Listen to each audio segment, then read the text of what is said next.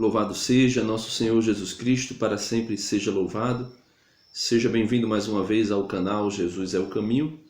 E este é o 10º vídeo da nossa série a respeito da primeira carta de São Paulo aos Coríntios. Hoje nós iremos tratar sobre o capítulo 8, as carnes sacrificadas aos ídolos. Então, se você ainda não viu essa série, aqui está na descrição, aqui embaixo, a playlist com todos os 9 vídeos, né? E esse é o nosso 10º vídeo. Então, convido você a vir com bastante atenção e experimentar dessa aventura. Em nome do Pai, do Filho e do Espírito Santo. Amém. Vinde, Espírito Santo, enchei os corações dos vossos fiéis e acendei neles o fogo do vosso amor. Enviai, Senhor, o vosso Espírito, e tudo será criado, e renovareis a face da terra. Em nome do Pai, do Filho e do Espírito Santo. Amém. Vamos lá, meus irmãos. Capítulo 8 da primeira carta aos Coríntios, versículo 1. No tocante às carnes sacrificadas aos ídolos, Paulo, nessa carta, a partir do capítulo 6, ele começa a falar sobre coisas que a própria comunidade tem perguntado. E nesse capítulo 8, ele diz: no tocante às carnes sacrificadas aos ídolos, entende-se que todos temos a ciência, mas a ciência incha e a caridade edifica. Então, Paulo está dizendo aos coríntios, porque essa igreja de Corinto, ela se encontra dentro de uma cidade, né, onde ela tem a sua população diversificada, de diversas origens. Existia lá com muita frequência os deuses romanos, existia outros deuses pagãos, como o templo de Afrodite, e existia ali uma idolatria muito grande. O politeísmo era imenso. E quando a igreja é estabelecida em Corinto, Paulo os convida à adoração ao único Deus. E isso implica em deixar alguns costumes que eles de antemão faziam. Agora Paulo os traz à observância da caridade, do amor. Porque pelo conhecimento, né, pela ciência, Paulo vai dizendo que todos nós, ele diz, né? Entende-se que todos temos a ciência, temos o conhecimento. E ele diz, mas a ciência incha de orgulho e a caridade edifica. Versículo 2. Se alguém julga saber alguma coisa, ainda não sabe como deveria saber. Então Paulo está dizendo para aqueles que se acham doutores, que se acham muito importantes, que acham-se que são, entendem-se que são doutores, expert na vida espiritual, Paulo diz, então isso ainda não compreendeu nada, isso ainda não sabe nada. Versículo 3. Mas se alguém ama a Deus é conhecido por Deus. Por conseguinte, a respeito do consumo das carnes imoladas aos ídolos, sabemos que o ídolo nada é no mundo. Paulo está dizendo, olha, a respeito das carnes sacrificadas aos ídolos, quero dizer a vocês, nós sabemos que o ídolo não é nada, né? E que não há outro Deus a não ser o Deus único. Aquilo que está lá em Êxodo, capítulo 20, versículo 1. Quando Deus diz, por meio de Moisés, ao seu povo: ouve, ó Israel, eu sou o teu Deus, o teu único Deus, que te fez sair da terra do Egito. Aí ele diz no versículo 2, não terás outros deuses além de mim. Não terás outros deuses além de mim. Então, o ídolo é alguém que nós depositamos. Quando eu digo nós, eu digo o ídolo é alguém que a pessoa deposita nele a sua confiança e o diviniza, o coloca no lugar de Deus. Isto é um ídolo. E Paulo está dizendo, sabemos que o ídolo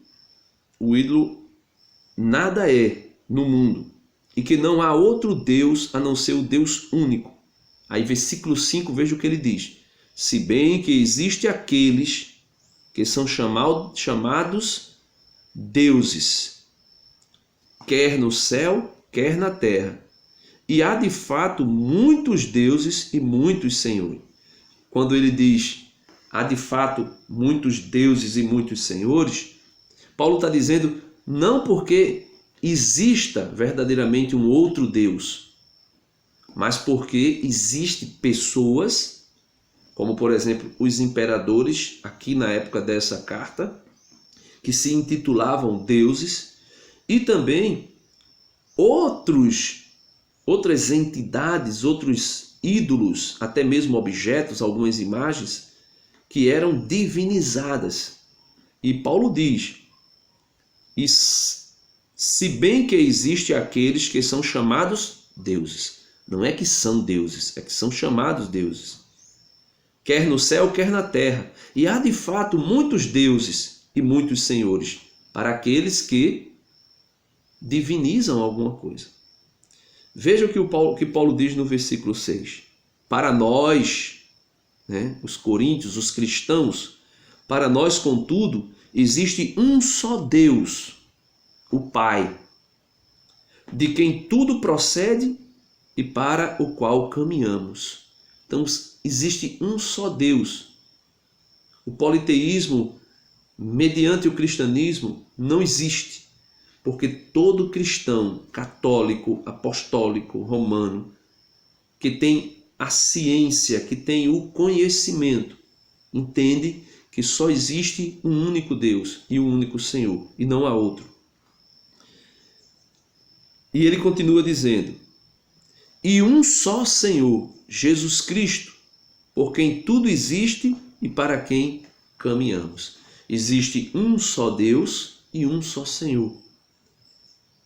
Essa questão da idolatria, ela penetra as esferas mais ignorantes da comunidade. O Catecismo da Igreja Católica, no parágrafo 21:12, faz a definição do que é idolatria. Ele diz que a idolatria é quando se coloca qualquer coisa no lugar de Deus, seja uma pessoa, seja um objeto, ou seja até mesmo uma imagem. Imagem que é divinizada, imagem que é idolatrada. Eu tenho um vídeo aqui no meu canal, vou deixar a descrição no vídeo aqui, que tem por tema latria, culto de adoração a Deus.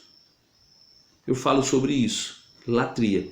E tem outro vídeo também que é conhecido como amnésia. Deus tem amnésia? Não, melhor, Deus é esquizofrênico, né? Deus é um ser esquizofrênico. E também eu fiz uma live aqui no meu canal que está aí como imagem e idolatria. Eu explico tudo isso a respeito do que é um ídolo. Então, tendo em mãos o conhecimento de que só existe um Deus e um só Senhor, passemos para o que Paulo chama de ponto de vista da caridade. Versículo 7 da primeira carta aos Coríntios, capítulo 8.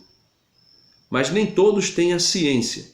Alguns habituados até há pouco ao culto dos ídolos, comem a carne sacrificada, ou melhor, comem a carne dos sacrifícios, como se fosse realmente oferecida a ídolos, e sua consciência, que é fraca, mancha-se. Então, Paulo está dizendo, olha, existem pessoas dentro da igreja que ainda está com a sua mentalidade habituada ao culto dos ídolos e come as carnes dos sacrifícios como se fosse realmente oferecida aos ídolos, e a sua consciência, que é fraca, mancha-se. Então veja que Paulo aqui começa a proibir o alimento, mas não proibir o alimento pelo alimento. Veja o que ele diz no versículo 8.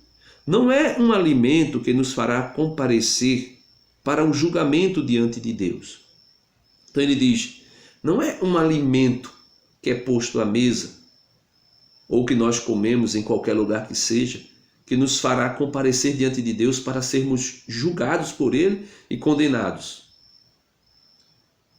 Paulo, escrevendo a Timóteo a respeito dessa questão de proibições de alimento, Paulo diz o seguinte, 1 Timóteo, capítulo 1, capítulo 4, versículo 3. Paulo diz, eles proíbem o casamento, exige a abstinência de certos alimentos, quando Deus os criou para serem recebidos com ação de graças pelos que têm fé e conhecem a verdade. Então Paulo estava dizendo aos coríntios, para vocês que têm fé, para vocês que conhecem a verdade, não há motivo algum para que sejam proibidos de comer qualquer alimento, mesmo que tenham sido sacrificados aos ídolos. Por quê? Versículo 4 do capítulo 4 da primeira carta a Timóteo. Pois tudo o que Deus criou é bom e nada é desprezível, se tomado com ação de graças, porque é santificado pela palavra de Deus e pela oração. Veja o que Paulo diz também a Tito. Tito, na primeira carta, no primeiro capítulo da carta de Tito, a Tito, versículo 14. E não fiquem dando ouvidos a fábulas judaicas ou a mandamentos de homens desviados da verdade. Para os puros, todas as coisas são puras, mas para os impuros e descrentes, nada é puro. Tanto a mente como a consciência deles estão corrompidas. Então, Paulo diz, olha, cuidado com as proibições, porque muitas vezes essas proibições vêm de pessoas que têm uma mentalidade judaica, judaizante. Por exemplo, aqui nós abrimos um parênteses para os irmãos, podemos assim dizer, não sei, eles não aceitam, também fica difícil para nós porque não fazem parte da nossa família espiritual. Os adventistas do sétimo dia, eles proíbem diversos alimentos, eles proíbem inúmeros alimentos. Por exemplo, os testemunhas de Jeová, que também proíbem inúmeros alimentos. Mas eles fazem isso por quê? Porque eles se baseiam aqui em Atos dos Apóstolos, capítulo 15, versículo 19 ao 21. Ali, alguns fariseus que queriam impor a circuncisão, que era o meio pelo qual Deus fez uma aliança na carne com Abraão, a circuncisão, circuncidar o prepúcio do órgão masculino. Eles queriam impor algumas regras judaicas a aqueles gentios que abraçavam a fé, que entravam no caminho do Senhor. E ali naquela discussão, Tiago toma a palavra no final do Concílio de Jerusalém e diz, versículo 19 do capítulo 15 de Atos dos Apóstolos: eis porque pessoalmente julgo que não se devam molestar aqueles que, dentre os gentios, se convertem a Deus, mas se lhe escreva que se abstenham do que está contaminado pelos ídolos. Aí aqui a Bíblia coloca aqui no rodapé, a carne dos animais imoladas nos sacrifícios gentílicos. Então veja, até parece que Tiago e Paulo estão em contradição. Vejamos nós. Mas, versículo 20 de Atos 15. Mas se lhes escreva que se abstenham do que está contaminado pelos ídolos, das uniões ilegítimas que em Coríntio existia, por exemplo, capítulo 5 de Coríntios, o caso de incesto, onde um jovem estava tendo relação com a mulher do seu pai, com a sua madrasta, né? São as uniões ilegítimas que levam, segundo aquilo que Jesus nos anuncia no capítulo 19 de Mateus e no capítulo 5, e Paulo, parafraseando Jesus, coloca no capítulo 7, que nós vimos no vídeo passado, as uniões ilegítimas que levam à separação, que levam a reconhecimento da nulidade do matrimônio, das carnes sufocadas, Paulo diz, né? Carnes sufocadas, e do sangue, da carne sufocada e do sangue. Com efeito, desde antigas gerações, tem Moisés em cada cidade seus pregadores, que o leem nas sinagogas todos os sábados. Então, Tiago tende a um pensamento mais judaico. Mas Tiago aqui, o pensamento de Tiago não é diferente do pensamento de Paulo. O pensamento de Paulo a respeito das carnes sufocadas aos ídolos é aquilo que ele disse. Tem pessoas que têm conhecimento que só há um só Deus e um só Senhor. Tem outras pessoas que, habituadas, acostumadas com o culto dos ídolos, podem começar a fazer isso que está aqui no capítulo 7, né? Versículo 7 do capítulo 8 de 1 Coríntios, onde nós voltamos aqui. Mas nem todos têm a ciência. Alguns habituados até há pouco ao culto dos ídolos comem a carne dos sacrifícios como se fosse realmente oferecida aos ídolos. E sua consciência, que é fraca, mancha-se.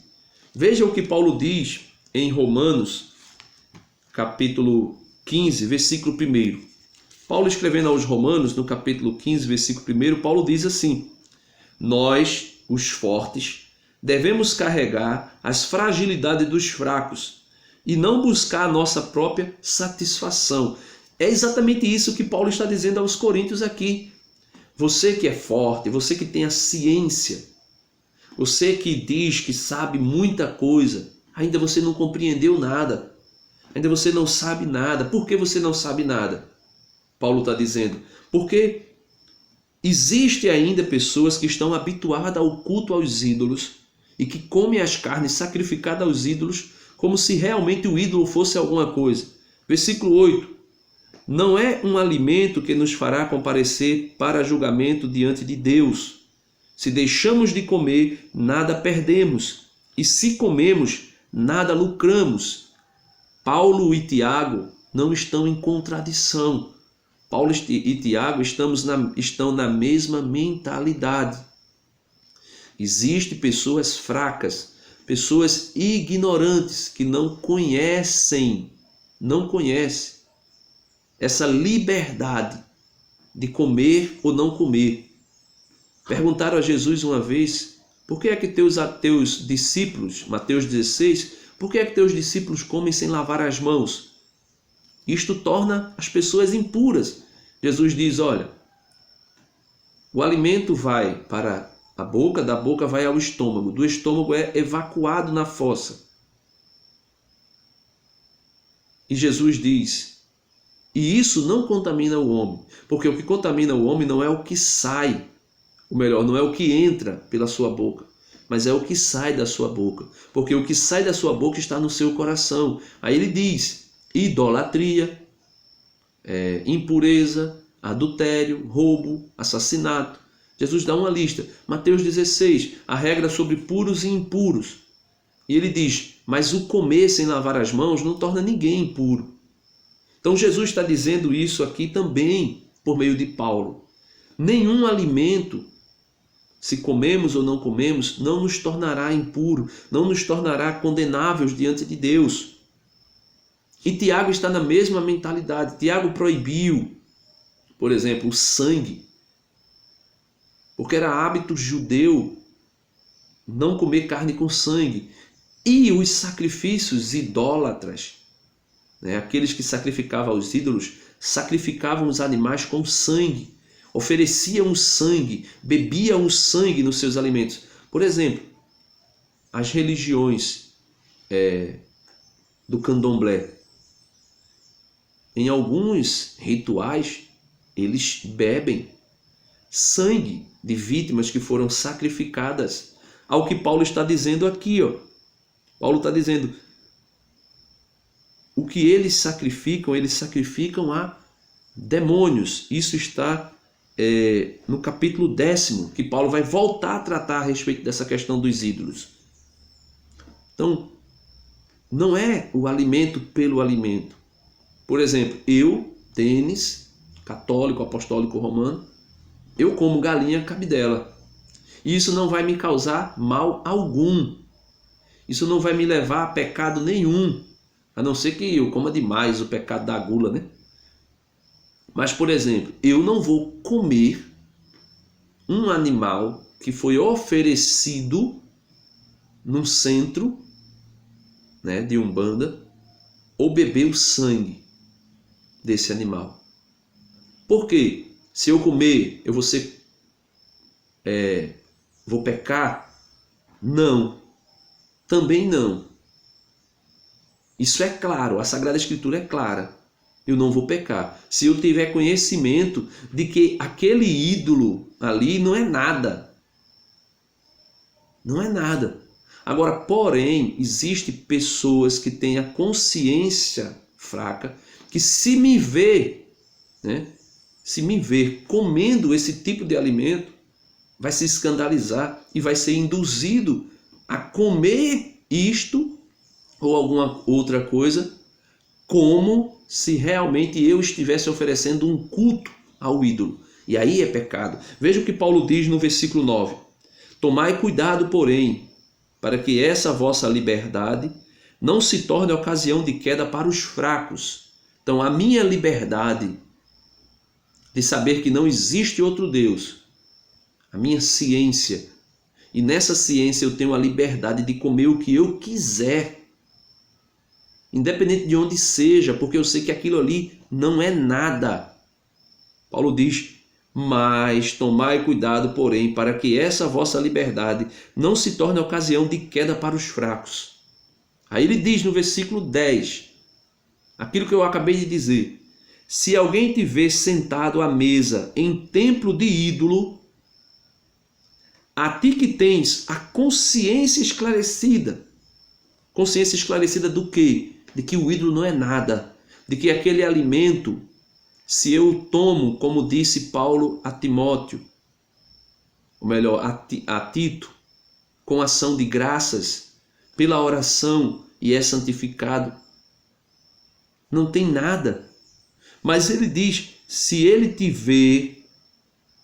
alguém te vê sentado à mesa em templo de ídolo, a ti que tens a consciência esclarecida, porventura a consciência dele, que é fraco, não será induzida a comer carnes imoladas aos ídolos? Aí ele vai querer comer a carne, ele diz, se Denis está comendo, então pode. Então quer dizer que o ídolo é algo que a gente pode ter uma relação com ele também, a gente pode oferecer um sacrifício, a gente pode... A minha consciência, a minha mente, a minha vida espiritual clara não pode ser motivo de escândalo e de queda para o irmão. Por exemplo, veja o versículo 11, o que ele diz.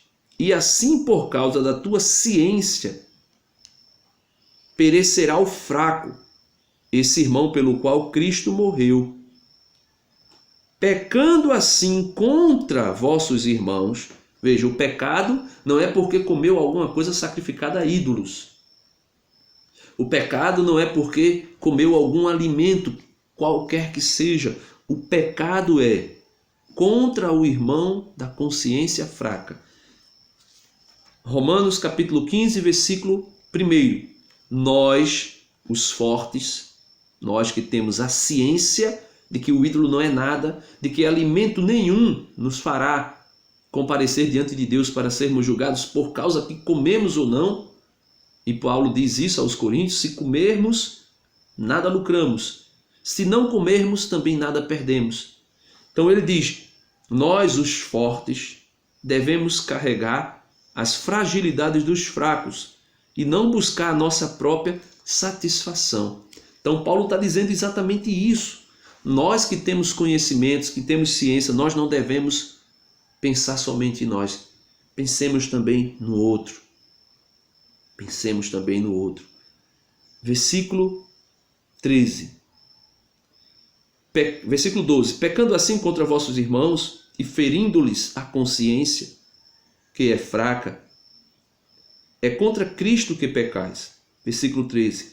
Eis porque, se um alimento é ocasião de queda para meu irmão, para sempre deixarei de comer carne, a fim de não causar a queda de meu irmão. Quando ele diz carne aqui, vou até grifar, quando Paulo diz: eis porque, se um alimento é ocasião de queda para meu irmão, para sempre deixarei de comer carne, porque Paulo estava se referindo à carne que era sacrificada aos ídolos. Por exemplo, no meu trabalho, vou dar aqui um pequeno testemunho. No meu trabalho, eu trabalho com um grupo de pessoas, e surgiu um alimento que foi de um terreiro, e eu comi aquele alimento. E algumas pessoas dali disseram: ah, rapaz, tu é católico e tu tá comendo esse tipo de alimento, não sei o que, coisa e tal. Se escandalizaram. Aí eu tentei explicar essa questão de que, se eu sei que só existe um Deus e um só Senhor, e não há outro, e o ídolo não é nada, e se eu comer qualquer coisa que seja, isso não me levará à condenação, porque eu comendo, eu não estou fazendo pacto, eu não estou sacrificando, eu não estou oferecendo nada a ídolo algum, mas simplesmente comendo um alimento como outro qualquer, como Paulo próprio diz aqui. A pessoa não entendeu. E não entendendo, eu falei para a pessoa. Eu disse: olha, realmente é verdade. Não é muito conveniente, então eu não vou comer. E por conta deste pecado de levar o escândalo às pessoas que não compreenderam porque eu comi o alimento, porque eu tenho ciência muito esclarecida nesse sentido, nesse aspecto, e a gente sabe que diante de Deus o que vale é o que está na nossa consciência. Quando eu digo na nossa consciência, não é a consciência ferida pelo pecado, porque tem pessoas que comem os alimentos sacrificados aos ídolos como se realmente estivesse sacrificando aos ídolos, porque exatamente a sua consciência está cauterizada pelo pecado e está na idolatria. Não estou falando disso, eu estou falando de uma consciência diante de Deus esclarecida. E Deus sabe o que está no nosso coração. Ele sabe que Ele é o meu único Deus e o meu único Senhor. E não é por causa de um alimento que eu vou idolatrar alguma coisa e deixar Deus de lado. Vou trair Deus, vou adulterar contra Deus. Mas naquela situação ali do meu trabalho, eu aprendi uma coisa: nunca mais eu comerei nada que tenha sido desses cultos aos ídolos, não por causa de mim, mas para que não sirva nunca mais de escândalo para qualquer pessoa que seja. Para qualquer pessoa que seja. E concluindo, Paulo diz no versículo 13, eu vou repetir: eis porque, se um alimento é ocasião de queda para meu irmão, para sempre deixarei de comer esse alimento, seja uma carne sacrificada, seja qualquer outra coisa, a fim de não causar a queda do meu irmão. Então, é a questão da caridade, é aquilo que está em Romanos 15, versículo 1. Não pensar em mim somente, não pensar que eu sou forte, mas pensar na fragilidade do irmão que caminha ao meu lado, E olhando para a fragilidade do irmão, eu tenho que tomar conhecimento e consciência de que a minha liberdade não pode ser motivo de queda e de pecado para o irmão. Seja por se escandalizar por causa da minha liberdade, seja por ser induzido também a achar que eu compactuo com os ídolos e prestar culto aos ídolos por causa que me viu comendo alguma coisa que foi sacrificada aos ídolos. E que não é um ídolo qualquer, mas é um demônio que está por trás. No capítulo 10 desta carta, nós iremos voltar a tratar desse assunto. Deus abençoe você.